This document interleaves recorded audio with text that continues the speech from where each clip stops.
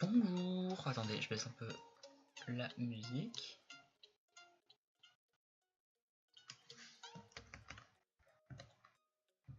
Là. Donc, bonjour à tous, bienvenue pour cette vidéo, je dirais pas récapitulatif, mais plus débrief du FFS, du Fight for Sub. Qu'est-ce que déjà le Fight for Sub? C'est une émission sur Twitch où 100 streamers s'affrontent. C'est une émission de Zerator, donc commentée par Zerator, qui lui-même ne joue pas. Il est là uniquement pour commenter ce qui se passe. Et je voulais débriefer ce FFS là en particulier parce qu'il était sur Minecraft. Et voilà, Minecraft c'est un jeu que j'aime tout particulièrement. Donc je voulais débriefer un petit peu avec vous, voir ce qui s'est passé, voir ce qui aurait pu être mieux, voir mes chouchous aussi, où c'est qu'ils se sont classés. Enfin bref, voilà, chez moi je bois, j'ai soif. Donc pour ça, on est sur le site du FFS. D'ailleurs, ça ne capture pas ma souris. Pourquoi est-ce que ça ne capture pas ma souris? Eh bien, nous allons voir tout de suite, Jamie. Ah.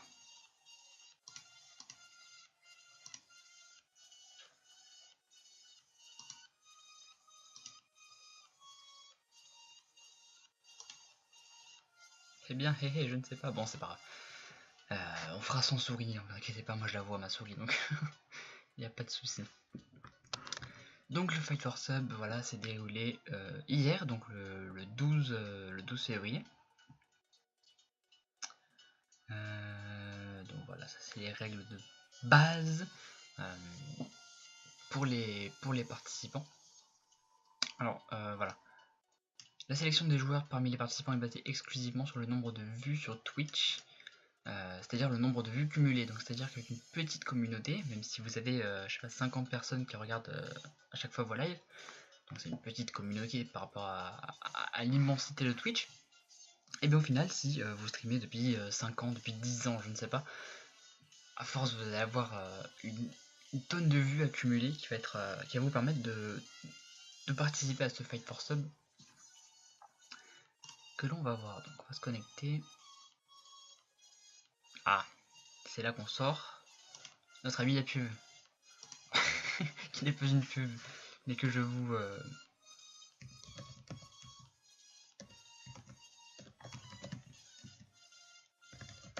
Et vous vous dites oui...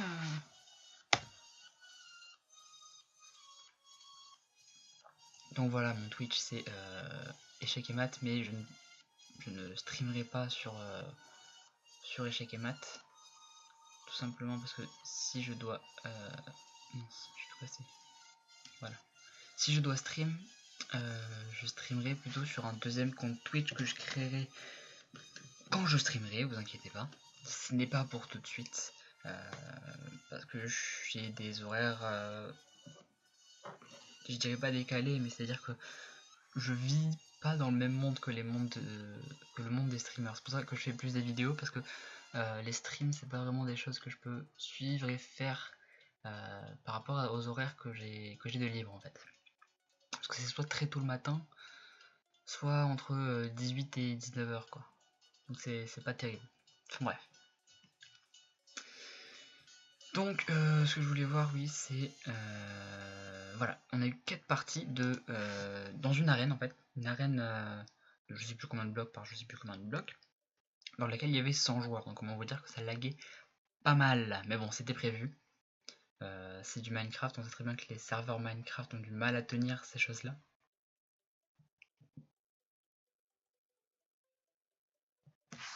On a plus de son. C'est pas autre chose que cette musique de merde.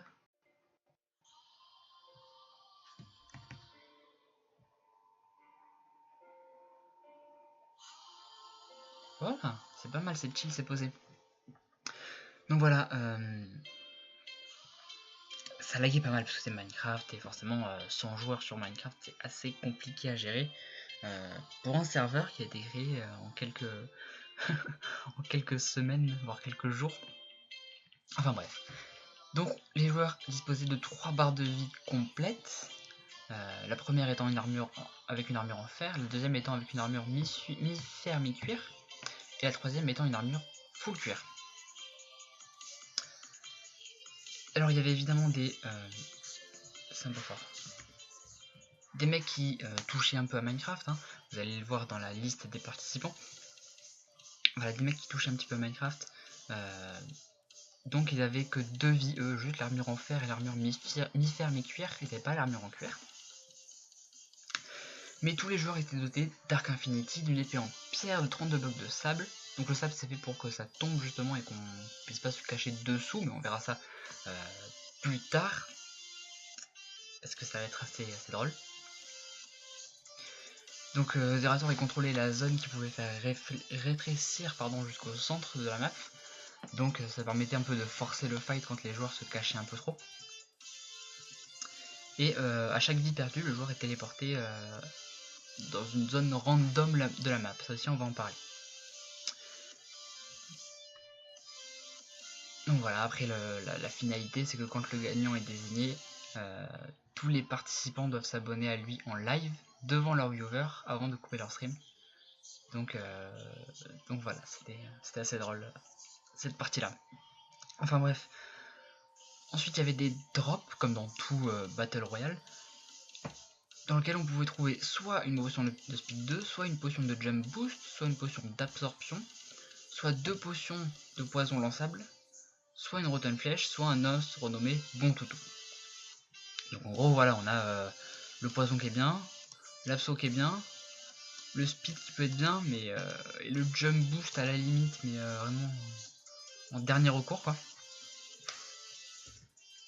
Donc voilà, on a ici le malus pour les pros, dont je n'ai plus la liste en tête d'ailleurs, c'est dommage.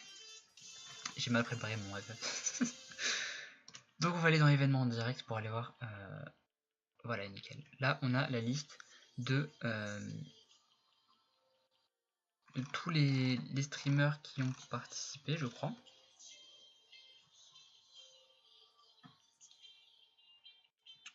Je suis en train de vérifier, mais normalement oui.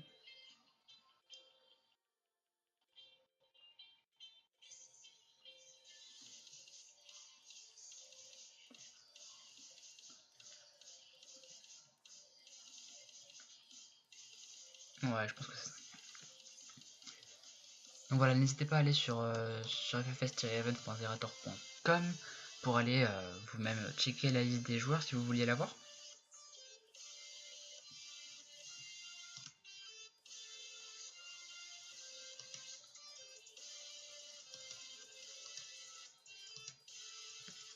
Donc, on va aller au classement directement.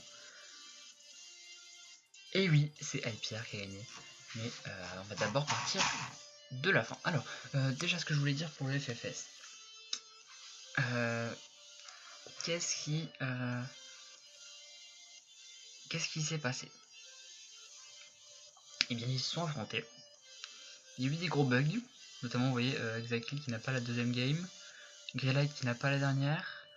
Junpei qui n'a fait que la première. Et je crois que c'est tout. Enfin, en fait, il y a eu un bug sur la partie 2 parce que Zerator s'est connecté en tant que spec. Et du coup, ça a foutu la merde partout. Mais enfin bref. Oui, ce que je voulais dire, c'est que le FFS était pas mal organisé. Honnêtement, le plugin n'était pas si mal que ça. Seul petit bémol, c'est que, comme vous l'avez vu, Hypierre a gagné. Mais Hypierre a gagné d'une façon assez particulière, c'est-à-dire qu'il a, il s'est un petit peu caché toute la game. Alors, voilà, pour ou contre, ça c'est un autre débat que vous pouvez avoir dans les commentaires. Mais c'est surtout que, en fait, rien n'interdisait de se cacher. Et justement, Zerator avait dit, je vais forcer la zone pour empêcher les gens de se cacher. Et effectivement, ça a marché plusieurs fois. Hyper a dû sortir de sa cachette pour pouvoir aller se déplacer et pour se cacher autre part. Bon, admettons. Mais, putain, 122 au rang 4, by slide. Monstrueux, hein. Honnêtement, ouais, monstrueux. The Guild, là, 108. Super Chat, 107. Vous voyez qu'il y a eu vraiment des gros scores, même 108. Chacun a brillé un petit peu dans les gros, hein, voilà. Je considère les gros jusqu'au voilà, jusqu'au top 30 à peu près. Après bon voilà, c'était des mecs comme The Vic et tout ça qui touchent un petit peu, Sardoche, Banano aussi qui a fait une bonne game il me semble, Banano on l'a vu pas mal de fois. Et voilà, il y a des mecs comme Fugano, comme Lupio, qui sont des pro PvP pourtant, mais qui en fait ils ont tellement voulu aller au fight et ne pas se cacher justement que ils se sont fait bouffer quoi sur leur game. Donc voilà, Lupio qui termine 45ème, Fugano 46ème, Ika 51ème aussi. Ika aurait pu faire mieux honnêtement. Je pense un peu plus chaud que ça sur Minecraft. Voilà, après Shiu Miyamoto aussi, on l'a vu pas mal de fois lui. On a Souls qui a fait beaucoup de Minecraft, pourtant qui fait un 65ème, vous voyez. Bon, évidemment, il faisait pas trop de PvP Souls, mais voilà, c'est quand même pas. C'est pas anodin quoi.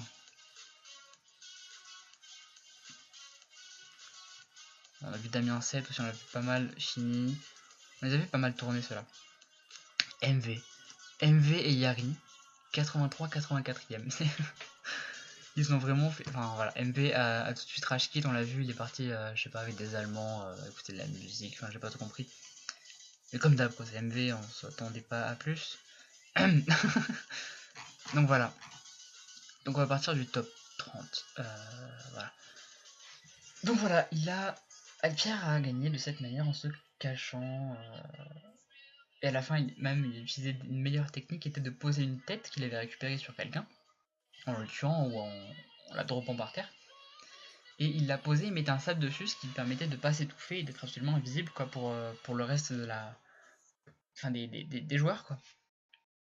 Du coup, elle était totalement invisible, donc si prochain FFS sur Minecraft il y a, je pense que le drop de tête sera enlevé pour éviter justement ces choses là. Et peut-être que moins de blocs seront donnés, je sais pas trop, ou alors il y aura moins de possibilités de monter en hauteur et de se cacher. Mais voilà, je pense qu'ils vont faire beaucoup plus attention à ça. Ensuite, il y a eu un autre problème aussi qui était les drops. C'est-à-dire que Zerator faisait énormément de drops, il n'arrêtait pas en fait. Et le seul problème c'est que ça bloquait un petit peu la game à chaque fois parce que il y avait des coffres qui tombaient partout, on voyait plus rien avec les particules, on voyait plus rien avec les poulets. Alors certes c'était très beau le drop des poulets, là honnêtement bravo à Libé, je crois que c'est Libé qui l'a fait. C'est super beau, c'est magnifique, mais c'est pas adapté. C'est pas adapté à un gros FFS comme ça où on a 100 viewers, non 100 joueurs pardon. C'est non, je dis non, ça fait trop de lag, ça cause trop de lag en plus. Alors certes ça a un peu servi, notamment les potions de poison. D'ailleurs les drops sont pas du tout équilibrés, faudrait les rééquilibrer. Parce que 2 potions de poison jetables,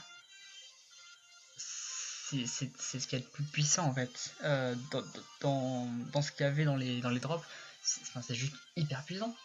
Alors que du coup le speed 2 était pas vraiment ouf parce que il y avait tellement de monde que même si tu speed, tu bouffes des coups d'épée à droite à gauche, enfin bref. C'était assez bordélique quoi. Donc voilà, je crois que j'ai tout dit. Si oui, autre problème, la téléportation random quand les joueurs perdent une vie. On a vu des streamers se faire avoir à cause de ça, notamment Nems, qui s'en est pris 2 d'affilée. C'est-à-dire que il tue un mec, enfin vous tuez un mec, pardon, le mec se téléporte n'importe où dans la map.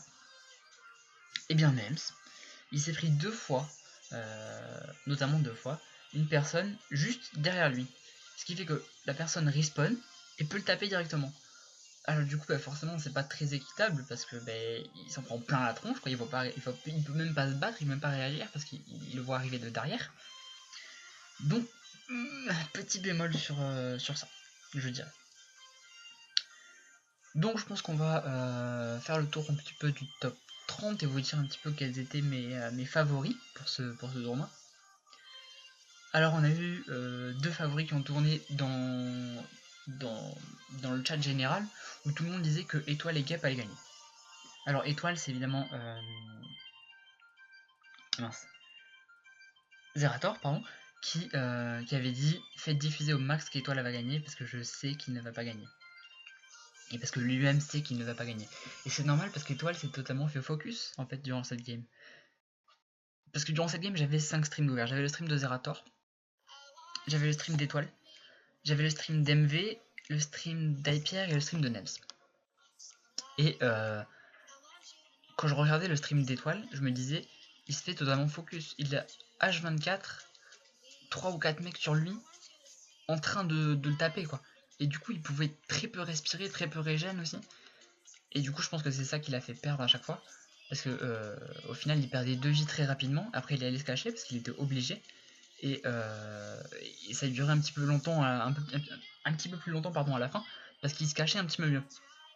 Donc du coup je pense que c'est pour ça qu'il finit 30ème. Vous voyez qu'il a commencé bon 51, c'était la game un peu découverte, donc comme ça laguait pour tout le monde, Étoile avait, comme il a un bon PC, laguait pas trop, et du coup a pu réussir je pense à faire quelques kills, c'est ce qui lui a fait monter un petit peu. La deuxième game il se fait totalement fait focus, et la troisième game il s'est un petit peu réveillé parce qu'il s'est caché totalement. Et après en fait il en a eu marre de se cacher, il a dit lui-même, il a dit je veux pas faire un FFS pour me cacher en fait, je veux me battre.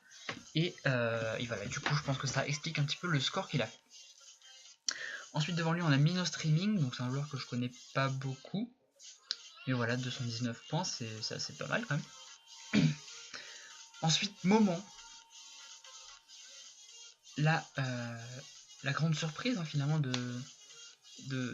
ce FFS, parce qu'on l'attendait pas du tout.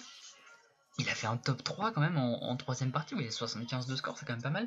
67 celle d'avant. Bon il a mal commencé, il a fait 10, c'est peut-être ça qui l'a empêché de monter.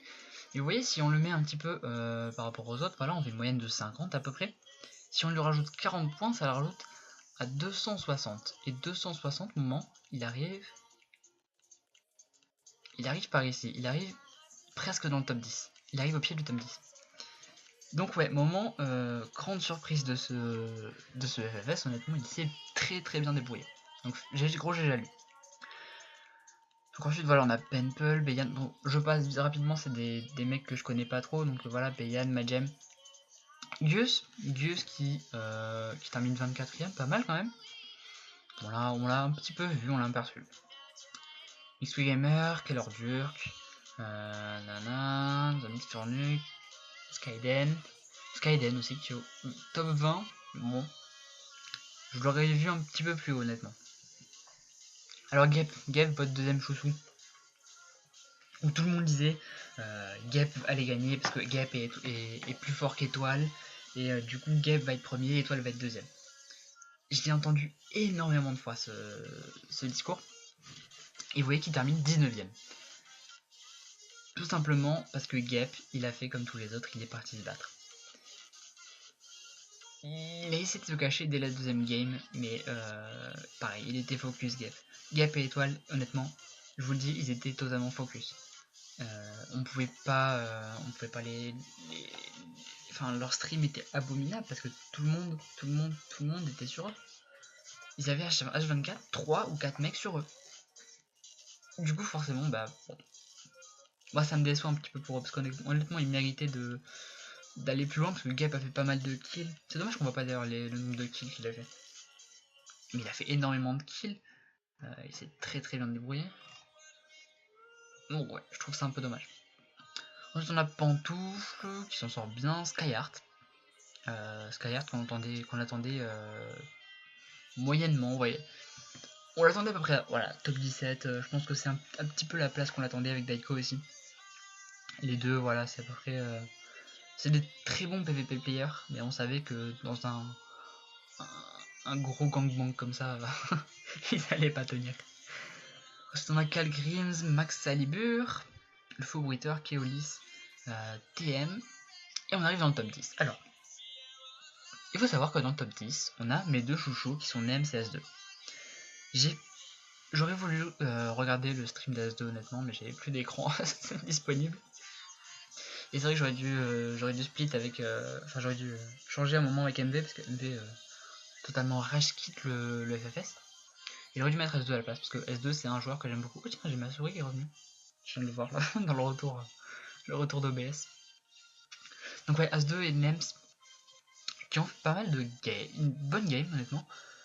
C'est-à-dire qu'ils ils ont à peu près équilibré entre les kills et leur place. Alors évidemment Nems a full campé. Parce que bah, c'est son jeu en fait. Enfin, j'ai envie de vous dire, comme Hyper, c'est son jeu. Il a estimé que c'était plus facile de jouer comme ça, forcément.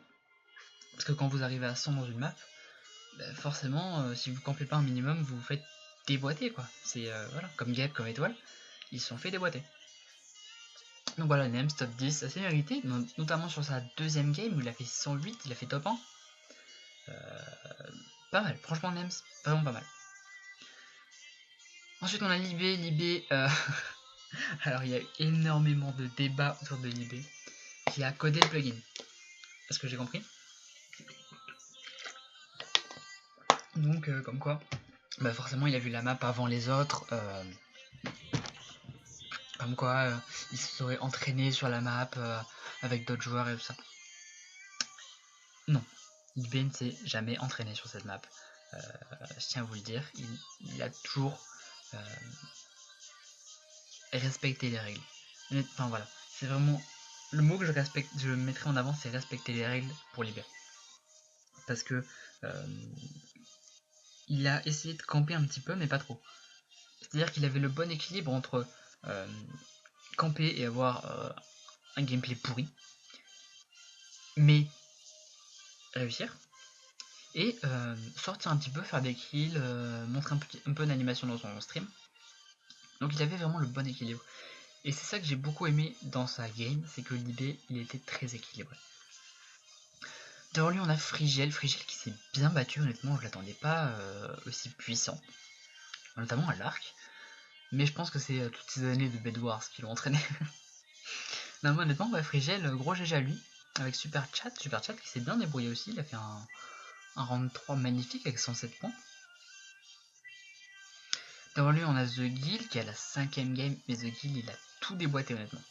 Je crois d'ailleurs que c'est lui qui a tué Byslide, qui a un petit peu sauvé Hyper, il me semble. Ensuite, on a eu Glast qui était très discret dans cette game. Il a très mal commencé avec 14-24, et après il a fait 88, 83, 98, donc 3 gros scores. Vous voyez qu'il n'y en a aucun qui a 3 gros scores comme ça, même Hyper, il a du 86, 80, 90, voilà, donc 98, 88, 83, donc il est au-dessus hein, sur ces 3 games là, il est largement au-dessus. Et il finit avec 307 points, donc c'est le premier à 300 points. Ensuite Ionix on a un petit peu vu quand même, notamment round 2 avec son 96, pas mal Ionix, pas mal, très très bon joueur. Et on arrive donc dans le top 2, avec 2 jeux totalement différents. D'un côté on a Byslide, qui était absolument monstrueux. Honnêtement, un mec comme ça, dans un UHC, s'il fait la même game, il gagne. C'est genre obligatoire qu'il gagne. C'est-à-dire qu'il a fait je ne sais combien de kills dans sa game. C'est genre 30 kills par game. À part sa première, peut-être qu'il a fait 5, mais les 4 autres, ça doit être 30 kills par game. Honnêtement, je vous le dis. Donc ça fait 30, 60, 90, 120. 120 kills sur 100 personnes. C'est monstrueux. Enfin, sur 400 personnes, du coup, parce qu'il y a 4 games, mais c'est monstrueux ce qu'il a fait. Byslide, honnêtement, il a fait une game de ouf. Et je pense que c'est un petit peu la preuve que l'on peut réussir sans camper. Parce qu'il a pas du tout campé. Je ne sais même pas s'il a s'il s'est caché à un moment dans des blocs de sable, honnêtement. Il a très bien joué, il a su prendre des bons fights, bien les terminer. Donc gros GG à lui. Et enfin Hyper, alors voilà. On en revient au même débat. Est-ce que Hyper aurait dû gagner ou non? Ben, en soi, dans les règles, c'est ce qu'a dit Zerator d'ailleurs à la fin du stream quand il l'a interviewé, il aurait dû gagner, bien sûr que oui, parce que il a utilisé le jeu. Il a totalement utilisé le jeu pour gagner. Il n'a pas utilisé de cheat ou autre. Attendez, je cherche mon chargeur. Donc voilà, ce que je dis, il n'a pas cheaté en soi. Il a juste utilisé le jeu. Comme à la fin, on a vu qu'il y avait des joueurs qui étaient coincés dans la bordure. Ben voilà, ils ont juste été TP, mais ils n'ont pas été kick, ils n'ont pas été kill. Ils ont juste été TP parce qu'ils étaient glitch en fait. Enfin, c'est utiliser un bug du jeu pour résister. Alors forcément ils ont été TP eux, parce que tout simplement, comment vous expliquer ça? C'est-à-dire qu'à un moment, si tous les joueurs au centre mouraient, il n'y avait plus de fight en fait. Tous les joueurs restaient sur les côtés de la bordure et puis voilà, la bordure se terminait et c'était... On terminait avec 4 vainqueurs, non c'était pas possible. C'est pour ça qu'ils ont été TP. Donc voilà, pour ce petit résumé de FFS. Un très bon FFS honnêtement, Minecraft c'est totalement bien adapté pour ce genre d'événements. Parce qu'on a vu voilà évidemment du PUBG, beaucoup de PUBG, d'ailleurs 4 sur tous les FFS. 1 sur H1Z1 pardon. Bon pourquoi pas, bon, ça reste un Battle Royale. Et 2 sur Trackmania, qui sont évidemment les plus faciles à produire, hein, parce que Trackmania c'est un jeu qui est fait pour ça honnêtement, qui est fait pour les gros événements j'ai l'impression. C'est-à-dire qu'ils peuvent accepter énormément de joueurs et juste s'amuser quoi. Et ça change du Battle Royale. Ça change beaucoup du Battle Royale. Donc ça c'est vraiment quelque chose que j'aime bien. C'est-à-dire que Minecraft ça aurait pu faire totalement autre chose, ils auraient pu faire une espèce de build battle qui aurait duré peut-être 6 heures ou 8 heures, le temps de vérifier tous les builds de chacun. Mais voilà, ça aurait pu participer. Mais évidemment, Fight for Sub, il y a Fight dedans, donc il nous fallait un Battle Royale. C'est pour ça qu'ils ont pris une arène, ils n'ont pas fait du HC parce que sinon ça durait trop longtemps et des mecs comme Moment n'auraient jamais fait la surprise qu'ils ont fait hier. Mais voilà. Donc sur ce, je vais vous faire des gros poutous. J'espère que vous avez apprécié cette vidéo et que vous avez apprécié le FFS, qui pour moi était d'une grande qualité. Et je vais vous dire à la prochaine. Ciao ciao.